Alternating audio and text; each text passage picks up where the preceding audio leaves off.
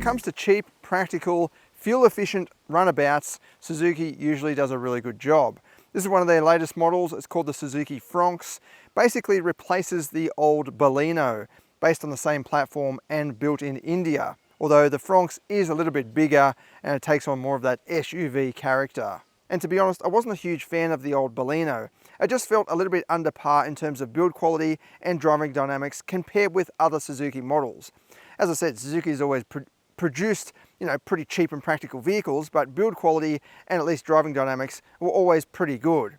This is a little bit different though. It's its latest product and it's just built with more sound deadening material. When you take a look inside, there's even a little bit of luxury character going on. Just quickly on the design, the front end has got a distinctive layout, kind of looks like a squinting cat in my opinion. It's got these kind of pinched wheel arches that give it a bit of definition on the road, help it stand out and help give it a sense of stance and width.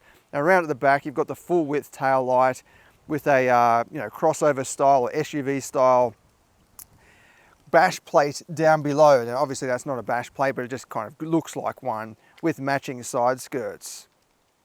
You've also got a set of 16-inch alloy wheels wrapped in 195/60 tyres. They're Goodyear Assurance Triple Max 2. Very thin tyres, 195, but this package only weighs just over 1,000 kilograms. That's very light for a modern vehicle, especially an SUV. And that means you don't need massive fat tyres to contain it, to contain that weight. So you could say this is going to offer good running costs because you don't have to replace expensive tyres. Likewise, the brakes are not going to have a hard time pulling this up because it is so light. Well, in theory anyway. Now at the back, you might notice the badge there, hybrid. But that is an ambitious badge for this vehicle because this is just a mild hybrid and very mild at that. Under the bonnet, you've got a 1.5 litre naturally aspirated petrol 4-cylinder connected up to a mild hybrid 48-volt system with a 6-speed torque converter automatic with front-wheel drive. The official fuel consumption average is 4.9 litres per 100 kilometres. That's pretty good for this day and age, but not the lowest if you want to categorise it as a full hybrid. But 4.9 is still pretty good even for a mild hybrid, and you can get quite close to that in the real world. The main concern for you could be the power output, just 76 kilowatts. That does not look good on paper. But factoring in that Kerb weight again, the power to weight ratio is actually slightly better than most diesel 4-cylinder dual cab utes that are out there at the moment. But we'll do the performance test later on and see how it goes. So inside, it's a surprisingly premium atmosphere. You've got this metallic trim across the dash, bit of black, piano black, which gets dusty and mucky pretty quickly. Not sure if you can see that on camera, but that's kind of like a browny maroon trim there, and then suede style of trim. It's not really suede, it's kind of this fabric insert in the middle of the seats there, and then leather or leatherette with exposed stitching and then extending to the door trims as well. It all looks and feels quite nice. I mean, you've got some hard plastic up on the dash, but this is priced from just $28,990 excluding on roads. That's very cheap, especially if you want to categorize this as a hybrid. Even as a mild hybrid, that price is quite low in today's market. The driving position is good. I've got plenty of headroom and space to sort of move about. Very practical layout as well. You've got the touchscreen up on the dash. It is a pretty basic touchscreen. I'll start it up and show you in a second. Separated out climate controls. Got a wireless charger down there, twin cup holders, a sport mode, and then even heated seats. And it does have a plastic style of head-up display. So it still gives you that head-up display effect, but it's not as sort of, I don't know, well for me anyway, it's a bit of a distraction because it has this extra layer of plastic there that you've got to look through rather than just a reflection on the windscreen that's already there.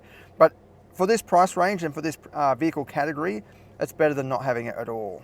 And up on the touchscreen here, pretty basic in terms of the graphics and colors and so on. You've got some permanent buttons along the bottom. They are part of the touchscreen, but at least they stay there. You do have the button operated volume, which can be a little bit annoying. Easy to turn the sound off, easy to jump back to the home menu there, and you can turn the whole system off as well. And for the driver, you've got physical dials for the speedo and the rev counter with an adjustable section in the middle. And then in terms of the driving position, it's pretty good. You can actually lower the seat right down. You've got height adjustment, which is not always common in this price category, but that's actually too low for me. I do like the seat quite low, but that's even lower than what I wanted. So that's gives you an idea of the wide range of adjustment. You've also got tilt and reach steering column adjustment. So yeah, easy to find a good position, kind of regardless of your shape and size.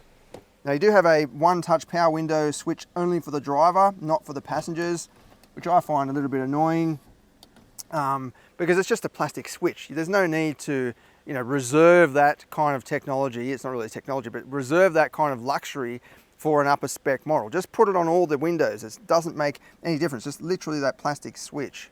And then decent amount of headroom and legroom in the back. Actually, my head's getting a little bit close. I'm only 170 centimeters, so if you're a bit taller, you would get a bit closer, obviously. But legroom is very good for this class. Like, my knees are nowhere near the back of the seat. You don't have climate vents in the back, although it is a pretty small cabin, so you get the air from the front anyway. But I don't know, maybe you should have at least just a little vent there. You do have two USB ports down below and a storage bucket with pockets in the backs of both the front seats. You've also got a big bottle holder in the doors. Visibility is also pretty good. Being an SUV, you've got that kind of upright stance. The windowsill does rise up slightly at the back. It's not a full coupe style of SUV like some rivals, but you do have reasonable sized windows. I can easily see over the sill panel, so kids are going to be the same. And it doesn't feel like claustrophobic, like I'm tucked away in the back of a dungeon or whatever. Some of the door trim there is pretty scratchy, basic plastic, and I don't like the way it's all one piece. It just makes it feel a little bit more, I don't know, hollow or something. But it does have these divided sections here with that browny maroon trim. And then up at the back, you've got just over 300 litres of boot space. Doesn't look that big. The floor height is quite high. I mean, that's going to be good. You don't have to lift your groceries up, but that lip is even higher again.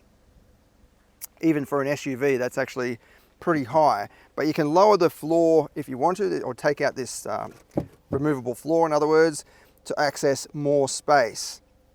And if you flip down the 60/40 rear seats, you get over 1,000 litres. You do have one shopping hook on the side there by the looks of it. Little box down below for your smaller items, including on this side. There's a little sleeve, but no 12-volt socket, and yeah, no more hooks or anything. Under the boot floor, you've got a tyre repair kit as opposed to a space saver. So if you are going to use this for touring around and road trips and so on, yeah, it's not ideal without some sort of spare wheel, because if you get a puncture in the sidewall, you can't really use tyre repair kits. It's just glue, basically. You squirt it in there. It's all pretty easy to do. You just got to go for a drive and let the glue sort of spread around inside the tyre to find the hole. That's just a little bit of stuffing around. If you're in the middle of nowhere, I'd rather just fit a space saver spare, at least get me to the next suburb. Do have to stick to about 80 kilometers an hour usually. Same with the glue or the goo. Obviously the best is a full-size spare, but unfortunately this doesn't come with either of those. Which is weird, because it looks like you've got enough space, at least for a space saver, to live under the floor. All right, let's go for a drive and see how it handles, see how it behaves. I'm not expecting much in terms of performance, but we'll do the performance test later on anyway. This is more of a city practical run around or a suburban run around. Yeah, I just want to see how it feels, see if it feels like tinny and a bit hollow like the old Baleno did, or if they've improved the ride quality and noise and vibration levels. Well, first thing I noticed is, yeah, this does feel more premium, more together than the old Baleno. Like, there's less sort of echoiness inside. Ride quality is pretty good. It's a little bit firm on the smaller bumps and initially, but once you start hitting some bigger bumps at speed out on country roads, then it starts to make a bit more sense. It doesn't sort of bounce and buck around or anything like that. It's absorbing the bumps and remaining somewhat sporty as well. That means that when you're going down a nice winding road like this, it feels braced and solid on the road. It doesn't feel flimsy like some cheap packages out there. I guess the biggest sort of well, it's not really a downside, but the engine sound is very loud once you start pushing it. If you're just cruising around, then you can't really hear it, but it doesn't take much of the pedal movement to get the engine revving, and it's making a fair bit of noise. Just kind of seems a little bit out of place when you're driving normal. You don't really hear it, there's no real sound, but once you get out on the highway, yeah, there's a bit of a contrast. You can get this with a 1 litre turbo overseas, which I think might be better suited because it's just got a bit more torque. This doesn't have much torque, even with that kind of mild hybrid assistance. You don't get the typical electric boost off the mark that you might get, or you do get in some proper hybrid systems. But yeah, in saying that, the 1.4 turbojet, I think it used to be called, out of the Vitara, that would be perfect in this. Even if they detuned it a little bit, like in the Swift Sport, I think that would be perfect. Plenty of torque, but a bit more quiet. Turbo engines are usually a bit more quiet because the turbocharger is kind of like a muffler, like it's slowing down the exhaust and making the exhaust go around in circles and so on. So it just, yeah, quietens it down a little bit, whereas this is too noisy for what it is, I think. In terms of fuel economy, I'm averaging 6.6 litres per 100 kilometres at the moment. That's okay, I guess, that's after performance testing as well, a bit of driving up and down here to test out the handling. I think you could get that much lower in the real world, just driving around town and so on, doing the regular errands. But yeah, it's not going to be the lowest possible figure that you can get in this class, but you've got to factor in that price. It does follow Suzuki tradition though, in that it is very easy to drive, very easy to see out of. The mirror is kind of up against that A-pillar, but I've got a good idea of what's going on behind there. The pillar itself is fairly thin, and around at the back you've got a decent view, even though those D-pillars are quite chunky. It is a small vehicle, so you kind of know that that's the corner of the car, so it's relatively easy to park. It does have a proper surround view camera system as well, which is quite good for this price range. This is not going to be an intimidating vehicle for most people, I think. Overall, look, the biggest downside to this is obviously the 1-star ANCAP rating and the recent recall of the seatbelt that doesn't fully lock up. It actually lets away some slack, but they've announced a proper recall for that, got on top of that. So if you've got an affected vehicle, you'll be contacted to get it fixed.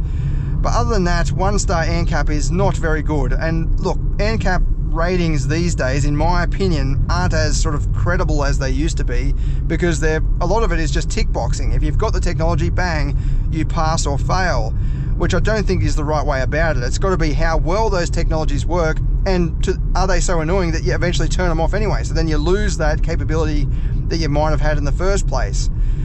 Even so, 1-star ANCAP rating doesn't look good compared with most of its rivals that are at least, 3, 4, or most of them are 5 stars. So that is going to be a big factor for shoppers out there.